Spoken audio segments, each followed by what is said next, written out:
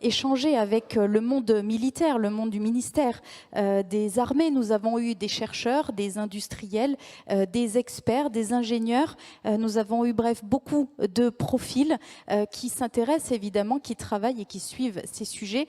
Et nous terminons donc cet après-midi avec la présence de la représentation nationale qui était importante évidemment d'être à nos côtés en la personne du député Monsieur Thomas Gassillou. Cher Thomas, je vous invite à nous rejoindre pour nous parler un petit peu de la vision que vous avez de cette thématique de l'influence numérique dans le monde des armées, mais pas uniquement, puisque vous travaillez, vous suivez ces sujets, vous avez conduit des rapports, évidemment, au sein de l'Assemblée, un qui est toujours en cours, la mission parlementaire sur la résilience, et donc effectivement, cette thématique vient, on l'imagine, s'inviter dans les échanges que vous avez eus, dans les conclusions que vous remettrez prochainement.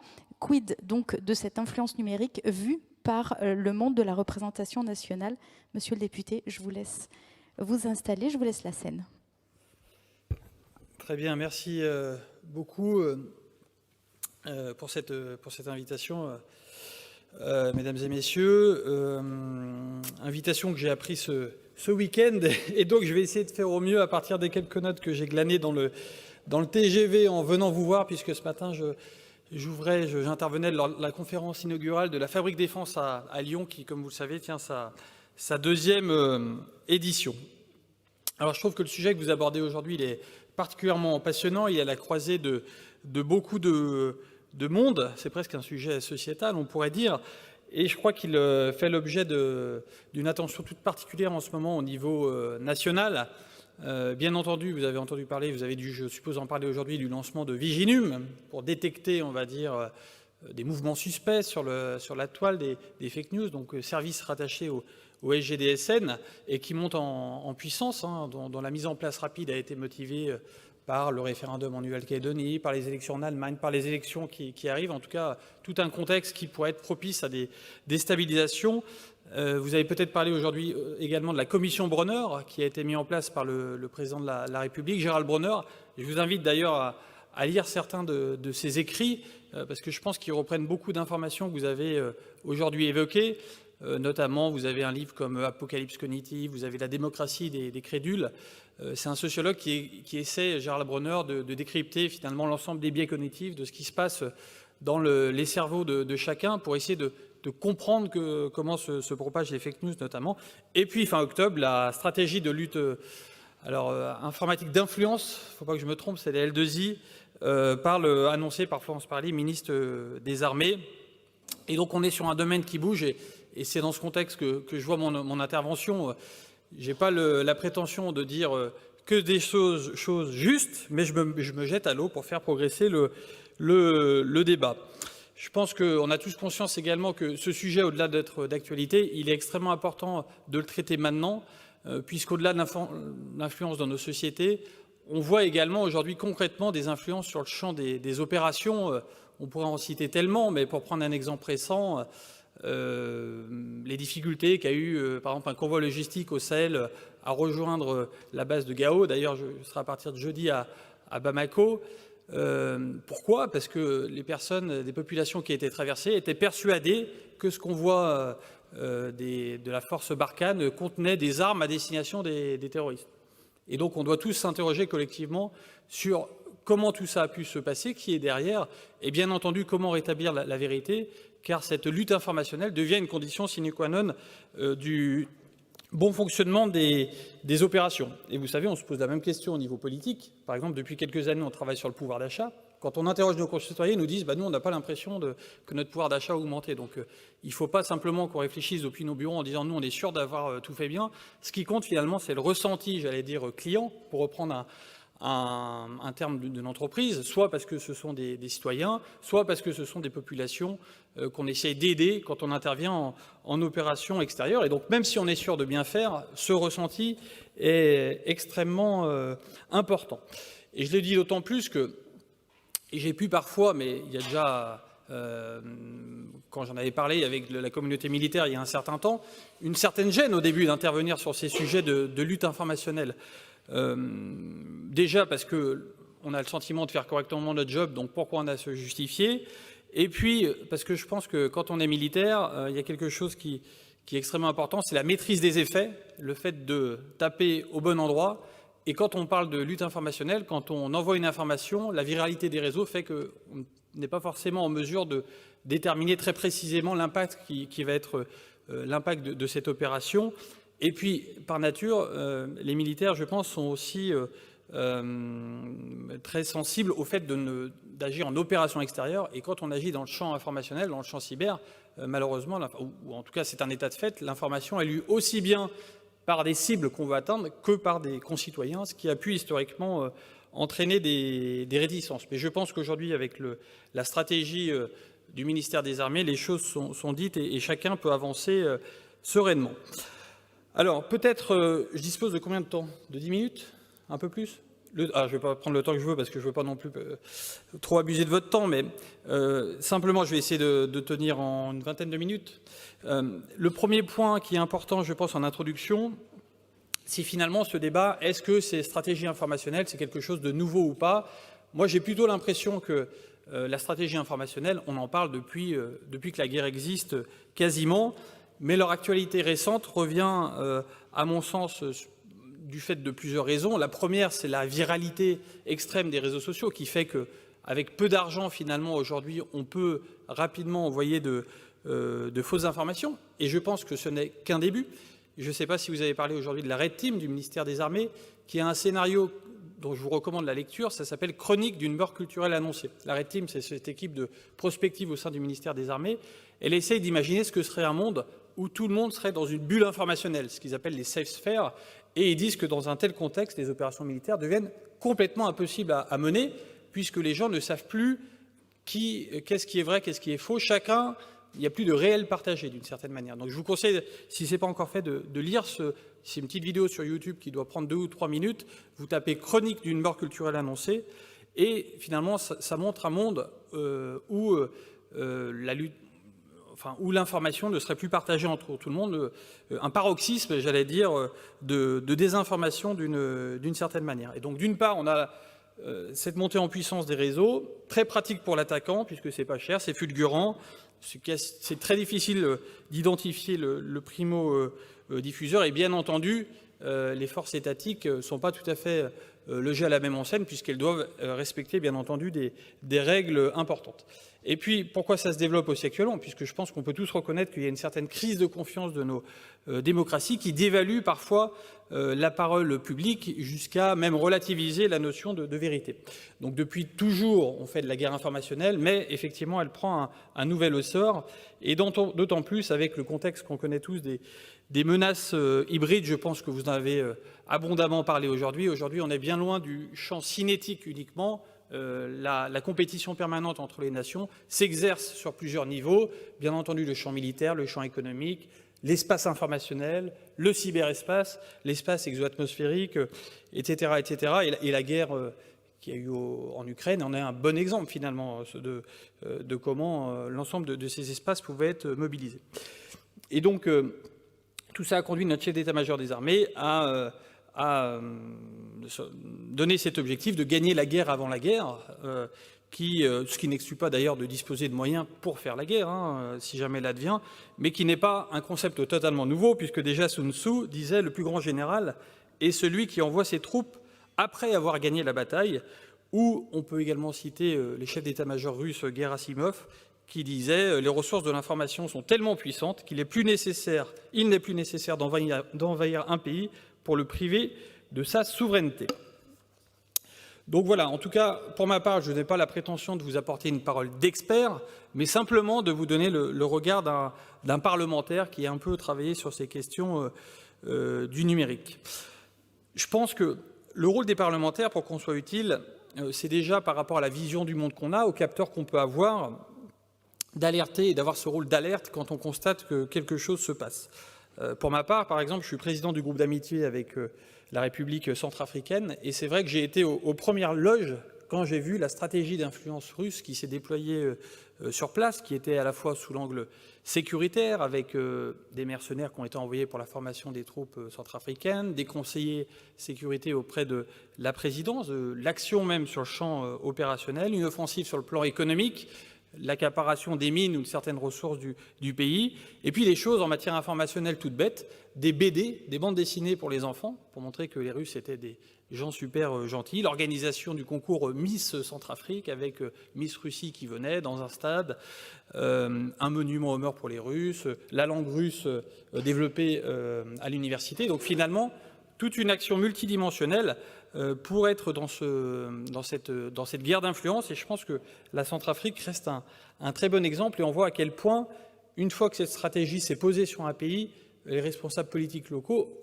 sont d'une certaine manière de plus en plus prisonniers et ont du mal à sortir de cet étau. Et donc, premier point qu'on peut avoir des parlementaires, c'est ce rôle d'alerte.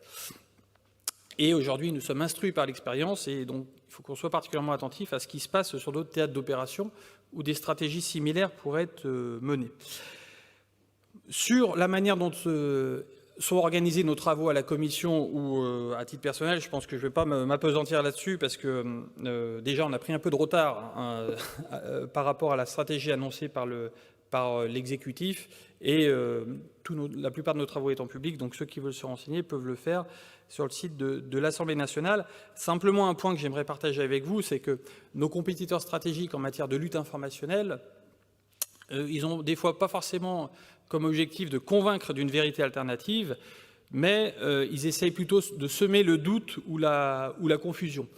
Si vous prenez par exemple une chaîne comme RT Russia Today, regardez un peu son contenu éditorial, elle ne va pas finalement s'attaquer frontalement aux institutions françaises, mais l'objectif derrière, on le sait bien, l'objectif c'est semer de doute, c'est de entre les modèles autoritaires, les modèles démocratiques, c'est de souffler sur les braises, de mettre en avant à chaque fois ce qui ne va pas, mais de le faire de manière relativement subtile pour ne pas dépasser la ligne rouge.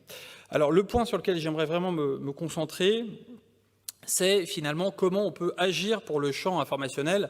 Ce que je vous dis, c'est la parole du député Gassiyou, c'est ni la parole de la Commission de la Défense, ni bien entendu la parole de l'exécutif ou du gouvernement. Le premier point en tant que parlementaire pour agir sur le champ informationnel, c'est bien entendu veiller à, par la loi s'il le faut, mettre en place un écosystème qui permette un avantage à celui qui diffuse la vérité, donc veiller à tout ce qui peut permettre la diffusion de ces vérités, l'écosystème de la presse, le respect et la protection des lanceurs d'alerte, la réglementation, s'il le faut, des plateformes en ligne pour que leurs algorithmes soient transparents et qu'on les régule si nécessaire pour vraiment que la vérité émerge. Si on avait un écosystème favorable, il n'y aurait même pas besoin de faire la lutte informationnelle. L'écosystème le ferait tout seul. Le deuxième point qui me paraît extrêmement important, et effectivement, Mélanie, vous avez cité la mission résilience qui est en cours, et on s'est aperçu à quel point les attaques informationnelles pouvaient être un problème pour la résilience nationale. Et donc, bien entendu, on doit également prendre des dispositions de nature législative pour protéger notre démocratie, et notamment en période électorale, puisque bien entendu un compétiteur stratégique pourrait avoir comme idée de hacker notre démocratie, d'intervenir en tout cas sur le cours normal des élections, comme ça s'est déjà pratiqué de nombreuses fois. Et puis il y a le volet éducationnel qui est très important.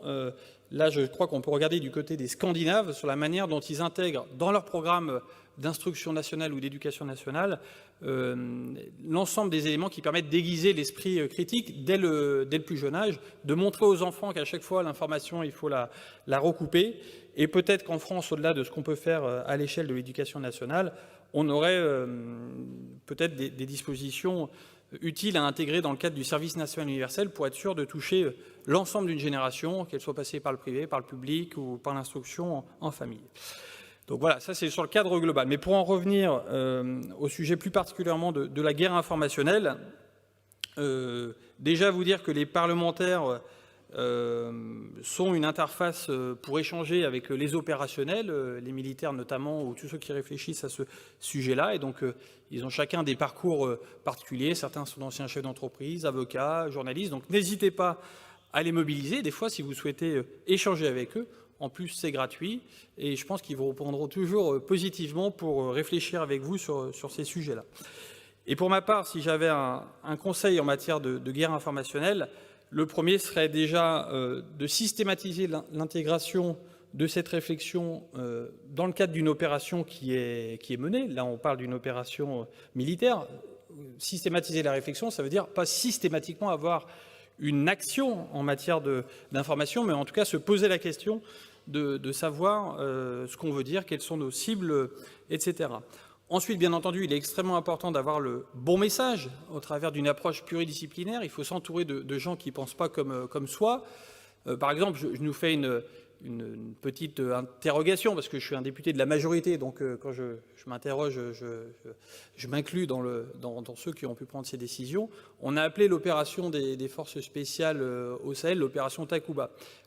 Takuba, ça veut dire sabre en tamatchek. On peut se demander si pour réunir et fédérer autour de cette opération, il était le plus pertinent de prendre un mot de la langue touareg quand on connaît les rivalités qui peuvent exister sur place. Donc voilà, c'est ce genre de... et je vous dis ça, c'est pas que j'ai eu un retour opérationnel à ce sujet-là, c'est que quand je vais au Mali, certains me disent ça, me disent les Français, vous avez bien réfléchi avant d'avoir votre nom d'opération, parce que nous, ça nous éveille d'autres éléments quand on entend ce mot-là. Enfin, je pense que dans le message, il faut être réaliste dans la promesse client, finalement. Quand j'étais chef d'entreprise, je disais souvent à mes collaborateurs, puisque quand on est chef d'entreprise, on cherche la satisfaction de ses clients, que la satisfaction client, c'est souvent la différence entre la qualité attendue et la qualité réalisée. Donc si on est en mesure de produire ça, il ne faut pas vendre ça, il faut vendre ça, pour que quand on livre le produit, il n'y ait pas de delta. Et donc je pense que dans nos opérations, il faut qu'on soit extrêmement réaliste et humble dans les effets qu'on souhaite obtenir, et je le dis avant tout d'un point de vue politique, est-ce qu'on va éradiquer le terrorisme au Sahel? Non, il faut peut-être qu'on ait des objectifs qui soient en phase avec ce qu'on est en mesure de faire, pour pas qu'il y ait des phénomènes déceptifs par la suite. Voilà, je vous parle tout à fait librement en fonction de mon ressenti. Ensuite, une fois qu'on a le bon message, la bonne stratégie, bien entendu, il faut choisir le bon émetteur de l'information, le bon messager, qui n'est pas forcément soi-même. On a souvent le réflexe de vouloir porter soi-même l'information, mais il est parfois tout aussi efficace de demander à un tiers ou d'entretenir un écosystème pour porter cette information. Et puis, même si c'est déjà un peu tard, il faut savoir être très réactif. Je dis que c'est un peu tard parce que tout à l'heure, je disais qu'il faut être proactif. Des fois, on peut se laisser dépasser. Et donc, je pense qu'il faut savoir être très réactif. Et peut-être qu'aujourd'hui, vous avez abordé les questions de gouvernance et d'organisation pour intervenir rapidement. Aujourd'hui, je pense que les armées sont extrêmement réactives quand il y a des attaques de nature cinétique. Il y a le CPCO qui est en mesure de déclencher des contre-mesures, des alertes, enfin ce que vous voulez. Est-ce que ça existe d'un point de vue opérationnel sur l'information pour être en mesure rapidement de prendre des décisions et d'agir quand, par exemple, une fausse information existe? Je pose la question, je ne le sais pas. Et puis, parmi les questions que j'aurais bien aimé poser si j'avais été là parmi vous aujourd'hui, c'est est-ce qu'on se donne les moyens également de répondre sur les réseaux sociaux, notamment quand, par exemple, la force est attaquée. On peut facilement regarder sur Twitter, sur les réseaux sociaux, quand le mot Barkhane apparaît. Est-ce qu'on se dimensionne? Est-ce que ça fait partie de notre ambition? C'est une question de dire on essaye de répondre à chaque fois, ce qui nécessite effectivement d'avoir des bras et des doigts surtout pour répondre sur un clavier. Donc en tout cas, ça faisait partie des éléments que je voulais vous citer. Et puis pour terminer et pas être trop long, je voulais faire part peut-être de quelques écueils à éviter, quelques risques qu'on peut avoir en matière de lutte d'informatique d'influence. Voilà, on va y arriver. Je pense qu'il faut voir la L2I, je vais dire comme ça je suis sûr de ne pas me tromper, comme un nouvel outil qu'on peut actionner. Mais souvent, je dis souvent à des collègues, à force d'avoir un gros marteau, on finit par voir des clous partout. Et donc, il faut à la fois avoir le gros outil, mais pas se dire que systématiquement, on va l'utiliser. C'est bien d'avoir cet outil, mais il faut bien réfléchir à chaque fois si on l'utilise ou pas. Je pense que la L2I, telle que je la vois, c'est avant tout déjà, ce qu'on pourrait dire, établir la situation tactique. Établir déjà tout ce qui se passe en matière informationnelle, quels sont les messages, quels sont les émetteurs, les intentionnalités des uns et des autres. Et in fine, ce qui compte, c'est de produire l'effet voulu, pas forcément sur le champ numérique. La L2I peut permettre de le faire. On peut utiliser X autres moyens. Je suis député du Rhône, j'ai la chance dans le Rhône d'avoir le CIAE. Je ne sais pas si vous en avez parlé aujourd'hui, mais le CIAE a tous les moyens, toute la panoplie qu'il faut pour produire des messages de différents canaux. On peut utiliser la presse, on peut faire de la distribution de papier, on peut faire des radios, etc., etc. Et donc même à une attaque informationnelle, il ne faut pas forcément répondre par le canal informationnel. Je pense que c'est l'objet de Viginum de détecter tout ça. Ensuite, on a X moyens de répondre, soit par l'informationnel, soit par le volet diplomatique, soit en faisant passer des messages par d'autres manières. Et donc, la L2I, c'est un outil, mais qu'il ne faut pas forcément actionner à chaque fois. Il ne faut pas avoir ce réflexe-là. Deuxième écueil à éviter, selon moi, la perte d'humilité qu'on peut avoir parfois, puisque si on commence à se dire qu'on peut maîtriser totalement l'information et qu'on peut agir sur tout, on peut se dire... on peut peut-être être face à une perte d'humilité. Et je pense que, si je vous parlais en tant que chef d'entreprise, on a beau avoir le meilleur service marketing, si on n'a pas le bon produit, on pourra peut-être un peu corriger des choses un temps, mais ça ne marchera que temporairement. Et donc, c'est pas parce qu'on a une super L2I que ça nous exonère, bien entendu, de la réflexion de ce qu'on propose de base. Par exemple, pour ma part, je suis plutôt partisan d'interventions assez courtes en opération extérieure, parce que je suis assez convaincu que quand vous intervenez, vous passez pendant 1 an ou 2 pour des libérateurs, et que quand vous restez sur un théâtre, au bout de 6-7 ans, vous finissez toujours par avoir un regard différent de la part des populations que vous avez libérées, et on ne pourrait pas le reprocher aux populations qu'on essaye d'aider, puisque c'est juste la manière dont nous, on a vu les Américains sur notre propre territoire quand ils sont venus nous libérer. Souvenons-nous, dans les années après-guerre, il ne nous a pas fallu beaucoup de temps pour dire c'est peut-être le temps de rentrer chez vous. Et donc, ce que je veux dire, c'est que même si on a une super L2I, il faut quand même s'interroger sur les sous-jacents, sur notre produit et notre promesse vis-à-vis des personnes qu'on aime, qu'on aime et qu'on aide. Et toujours se dire que nos cibles, elles n'ont pas forcément un esprit critique super développé, et que même si elles ont un esprit critique super développé, c'est peut-être même pas suffisant, parce qu'il y a des biais cognitifs tellement importants, on le voit bien y compris dans nos démocraties, notamment, vous avez peut-être parlé aujourd'hui du biais de confirmation. Quand vous pensez quelque chose, si jamais on vous dit la même chose, tout de suite, vous foncez sur cet esprit-là, parce que pour vous, c'est plus confortable que le messager vous dise ça. Si vous êtes une population au Sahel et qu'au fond de vous, vous pensez que Barkhane aide les terroristes, il suffit que quelqu'un vous affiche cette information pour que tout de suite, vous ruez sur cette information. Et donc, c'est très, très dur de lutter contre ça. Et puis, 2 derniers points. Là, on a parlé, vous avez parlé, je suppose, aujourd'hui de la L2I du ministère des Armées, puisqu'elle concerne les opérations. Mais je pense qu'il faut vraiment réfléchir ce point à l'échelle interministérielle, de même que la Défense. D'ailleurs, l'ordonnance de 1959, la Défense nationale, c'est l'ensemble des ministères. La Défense, elle n'est pas qu'au militaire, elle est sanitaire, elle est économique, elle est culturelle. Et donc, la question que je me pose en tant que parlementaire, c'est comment on construit une stratégie informationnelle à l'échelle interministérielle, à l'échelle de l'État, bien entendu, qui ne repose pas que sur les militaires, puisque politiquement, on a parfois le défaut de croire que l'outil militaire va permettre de répondre à tout, alors qu'il faut bien entendu qu'on s'interroge à l'échelle interministérielle, et c'est l'esprit vraiment de l'ordonnance de 1959. Enfin, aujourd'hui, vous avez parlé, je crois, d'influence, vous avez parlé de guerre de l'information. Finalement, l'influence, c'est un résultat qui va beaucoup plus loin que la guerre de l'information.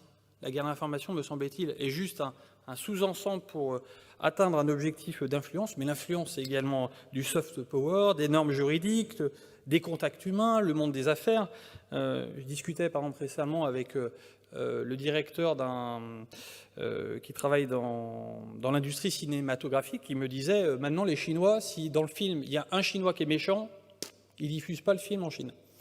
Et ben, ils ont tout gagné, ce qui fait que progressivement il n'y a plus de Chinois méchants dans les films. Vous voyez, ils ont réussi au travers de leurs commandes et de leurs critères pour faire diffuser un film en Chine, à progressivement influencer les producteurs pour atteindre leur objectif d'influence. Et donc l'influence, c'est un objectif qui est beaucoup plus large que la guerre informationnelle, et je me pose vraiment la question de cette stratégie intégrée d'influence et de puissance qu'on peut avoir à l'échelle de l'État, beaucoup plus qu'on peut, enfin, qui englobe bien entendu celle du ministère des Armées, mais je n'ai pas le temps, bien entendu, de traiter ce point ce jour. Donc voilà, en tout cas, voilà les éléments que je voulais vous indiquer de manière très libre et quasiment en réfléchissant avec vous. Je pense que cette question de la guerre informationnelle, c'est un monde vraiment qui est vivant, c'est un monde qui évolue, et je trouve que l'intérêt de la période qu'on vit actuellement, c'est que finalement on se jette à l'eau. On va peut-être faire des erreurs parfois, on va peut-être faire des choses qu'on va regretter, mais en tout cas on va progresser, et j'espère qu'on va développer un écosystème, qu'on va relever l'enjeu aux ressources humaines, qu'on aura sans doute des enjeux techniques, on aura sans doute un équilibre à trouver entre ce qu'on fait à l'échelle du ministère des Armées, ce qu'on peut externaliser. On aura peut-être une doctrine qui va évoluer au fur et à mesure qu'on agit. Mais voilà, en tout cas, l'intérêt de la période, c'est qu'on se jette à l'eau et on avance.